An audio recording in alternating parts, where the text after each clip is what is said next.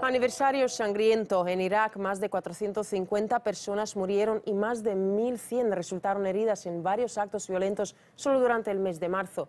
Así lo informa un estudio de la ONU publicado una década después de la entrada de las tropas estadounidenses en Bagdad. Se precisa que la mitad de los fallecidos son civiles y la mayoría de los heridos en el momento de los ataques se encontraban indefensos. Subrayan que los responsables de estas acciones son los miembros de Al-Qaeda y otros grupos armados. Sin embargo, muchos aseguran que detrás de los incesantes conflictos que desgarran la nación árabe no están las confrontaciones étnicas, sino el choque de intereses petroleros. Nuestro corresponsal, Francisco Guaita, ha visitado una de las ciudades iraquíes donde la situación es literalmente explosiva. Hace tan solo unos meses, Falah no podía ni andar con esta muleta. Estaba inválido. Durante varios años, un atentado le robó la movilidad en sus extremidades inferiores. Su historia, según él, es solo una de las miles que sobrevuelan en la ciudad de Kirkuk tras la invasión militar estadounidense del 2003. Miles de iraquíes estamos heridos si no asesinados. Nuestras casas han sido destrozadas. No esperábamos una guerra como esta ni el río de sangre que ha provocado. ¿Quiénes son las víctimas? Gente inocente como yo. Kirkuk se ha convertido en el espejo del incierto futuro que se asoma en Irak. Su población representa el complejo crisol de etnias dentro del país.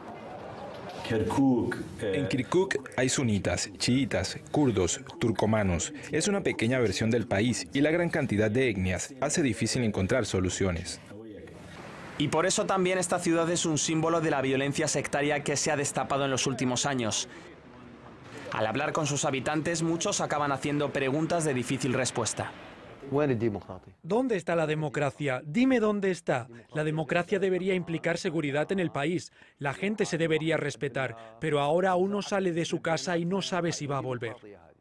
En el 2012, solo en esta ciudad fueron asesinadas más de 500 personas, un 10% de los muertos de todo el país. Pero la violencia que asola a la ciudad de Kirkuk brota en buena parte por lo que contiene su tierra. Lo que para muchos en diferentes lugares del mundo sería una bendición, la riqueza del petróleo que se extrae de este suelo es el principal flagelo en sus vidas. En concreto, en Kirkuk se encuentra una de las principales reservas de petróleo del mundo. Los juegos políticos de su élite y sus intereses económicos no parecen soplar a favor de la mayoría de sus ciudadanos. El problema no está en las diferentes etnias. Desafortunadamente todo reside en el petróleo, el oro negro. Detrás de ese petróleo se esconden los intereses políticos. A pesar del panorama incierto, este kurdo ve el vaso medio lleno cuando habla del Irak post-Saddam.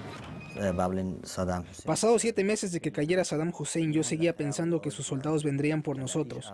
Los castigos y las torturas hicieron que tras varios meses siguiéramos teniendo miedo.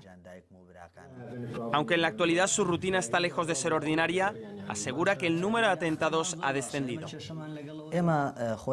No sabemos ni cuándo, ni cómo, ni quién hará el siguiente atentado. Cuando voy en mi coche con mis hijas bajo todas las ventanas del coche. Creo que si hay alguna explosión los cristales no nos impactarán o al menos el golpe será menor.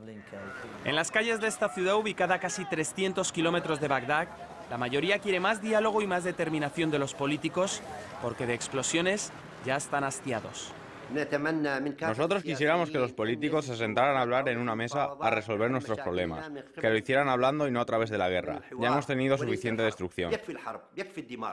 Kirkuk refleja el agujero oscuro por el que atraviesa Irak. Lo más desgarrador quizá es que muchos divisan la sombra de un nuevo conflicto en el horizonte, que vuelve a cubrir de miedos y dudas la esperanza de miles de iraquíes. Francisco Guaita, RT, Kirkuk, Irak.